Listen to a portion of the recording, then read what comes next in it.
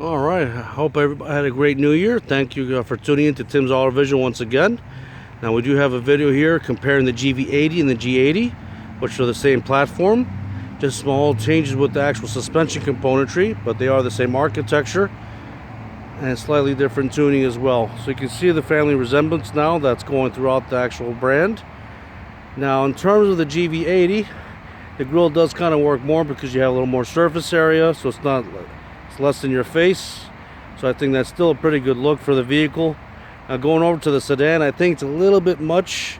It's almost way too identical to the G90, which is a larger car, but I think it kind of takes the design of that grille a little bit easier. Now, a little detail change as well when you look at the car. The actual radar cruise control is right underneath the badge here, and then on the vehicle here, it's actually placed on the bottom of the grille. So a little bit different placing of the car. They're both going to have over-the-top camera for both vehicles. Now, what we're looking at here in the G80 is an advanced 2.5, and then this is the 3.5 advanced plus on the Genesis GV80. So a little bit different detail in terms of specifications. So you got the all leather interior on this model, and this is more of your standard fare for the sedan. So the 2.5 liter makes 300 plus horsepower, a little over 310 pounds of torque. Got the in-house built Genesis transmission, and same goes for this vehicle here. So you can standard option is that motor.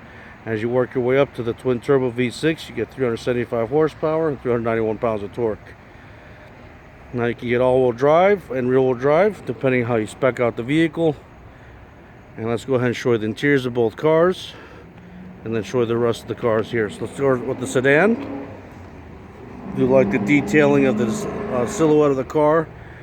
Very A7-esque CLS design. I like the wheels, which the different options, and also the turn indicators are a nice setup that kind of work with the quad headlamp design.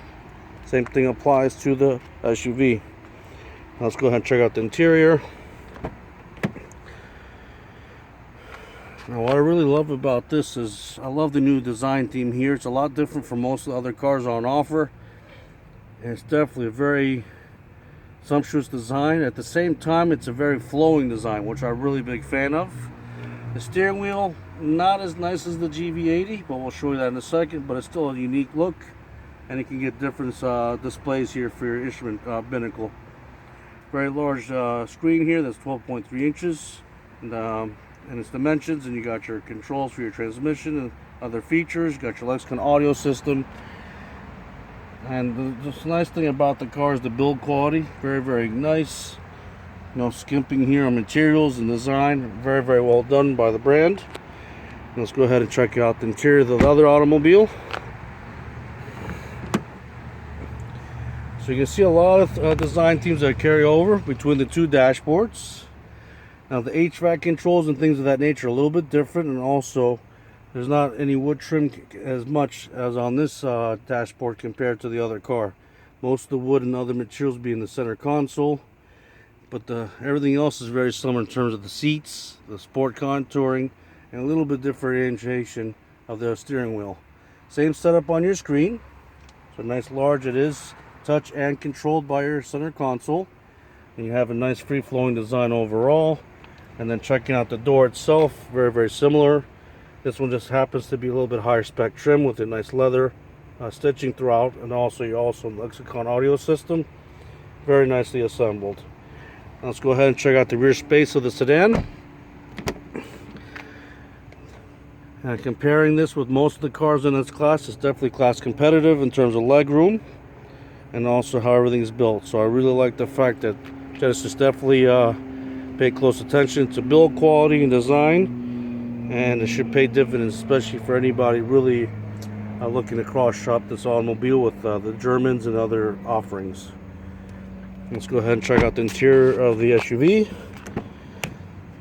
Now, on my particular side, I do have the seat up to give you an idea of the space. It's very easy to lower the seat and to raise, and you do have the Napa leather on this particular Advanced Plus. So that's a nice touch. And then looking at the door cards, it is a power-operated rear shade. You got the beautiful stitching with the leather and the open pore wood. I love the metal design and the stitching. It's a very, very nicely assembled interior. Well job. Great job, Genesis. Now let's go ahead and check out the back of the automobiles. and show you some more of the resemblance and design. So you're seeing the SUV in the rear. The taillights are going to mimic the quad setup of your headlamps up front. You got the trapezoidal exhaust system here. And once again, your 4-wheel drive badging with the 3.5 turbo, and then this one will be the 2.5 all-wheel drive. It's got a swoopy design here for its design. Looks just like the A7 in many ways, and that's actually a very good thing for the car. And this is a really cool looking SUV here. Definitely its own design. Checking out the trunk space. So it's power operated. Plenty of room here. You can fold down the seats if necessary. Definitely class competitive. Very nicely lit inside, so you can see what you're doing in the evening. Power operated, and also has a close function. And then going out back to this vehicle here, you just press the button underneath the rear wiper, and gives you a nice little speed there. And definitely very spacious back here, so you can get a 5-door 5-passenger version or a 7-passenger version, depending how you spec it. Looking at the details and the color contrast, really well done. Definitely a great job overall. So please comment below what you think, which vehicle you would go for if you had to choose. So here's a side profile of the GV80. And then moving back up front to the other automobile, the sedan. I'm still a sucker for sedans, but like I said, you really can't go wrong with either proposition. So thanks for tuning into the video, and we'll have more content to come soon. Have a great day.